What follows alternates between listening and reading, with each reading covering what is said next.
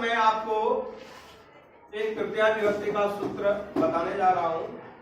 यह परीक्षा में कभी कभी पूछ भी देता है और रेयर केस पूछता है, लेकिन फिर भी यह इंपॉर्टेंट में महत्वपूर्ण सूत्रों में इसकी भी गिनती आ जाती है।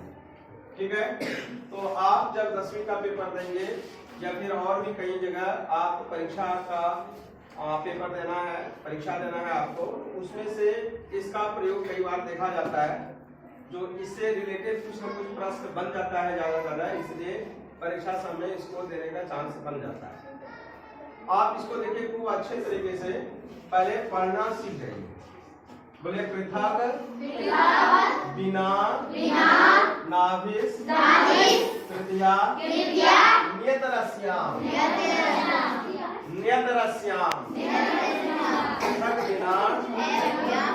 पृथक बिना नाभिस तृतीया नेत्रस्याम पृथक बिना नाभिस तृतीया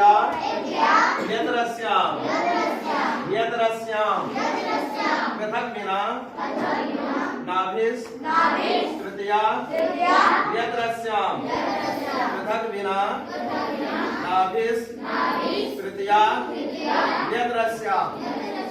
अब आपको इसमें से यह है 3 शब्द है, आप देखिए पृथक है, बिना है, नाना है, इसी तरह और भी शब्द होते हैं।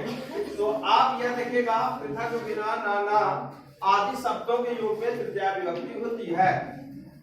ये तृतीया विभक्ति पृथक बिना और नाना शब्द अगर कहीं मिलता है तो उसमें से वो शब्द का जैसे ही प्रयोग होगा तो क्या होगा, उसमें तृतीया विभक्ति लगेगी। किसमें लगेगी तृतीया विभक्ति? जिसके बिना, राम के बिना, पिता के बिना, घर के बिना, तो जो ज्यादा प्रधान होगा वहां पे, जिसके बिना होगा, जिसके पृथक से होगा, जिसके नाना से होगा, समझ रहे हैं, उसमें तृतीया विभक्ति लगेगी। जैसे कि राम के बिना अयोध्या सुना है, ऐसा ही हो सकता है। तो यहाँ क्या है, अयोध्या प्रधान कौन हुआ? राम हुआ, तो इस राम में क्या लगेगा? तृतीया लग जाएगा। अब देखिए क्या है यहाँ, तो पृथक बिना नाना आदि शब्दों में योग में तृतीया विभक्ति होती है, लेकिन कभी कभी तृतीया और पंचमी विभक्ति भी होती है। यह माना जाता है पृथक बिना नाना ये तीनों शब्द जो है या इससे रिलेटेड और जितने भी शब्द होंगे उसमें 3 तरह का विभक्ति लगती है, द्वितीया भी लगती है, तृतीया भी लगती है और पंचमी भी लगती है। आप ये तीनों विभक्ति में से कोई भी विभक्ति अगर लगा देंगे तो आपके साथ कोई दिक्कत की बात नहीं बनेगी, वो सही हो जाएगा। अगर आपको ऐसा कोई विषय मिल जाता है परीक्षा में, क्या आप बिना में आपको दे दिया, बिना में कौन विभक्ति लगेगा, समझ रहे? आप मान के चलिए वहां तृतीया नहीं दिया है, द्वितीया या पंचमी में से अगर कोई एक उदाहरण देना है तो आपको दे देना है, वो क्या इसमें लगेगा। समझ रहे मेरी बात? तो कहीं कोई दिक्कत? पृथक बिना नाना आदि शब्दों के योग में तृतीया विभक्ति होती है, लेकिन कभी कभी तृतीया और पंचमी विभक्ति भी होती है।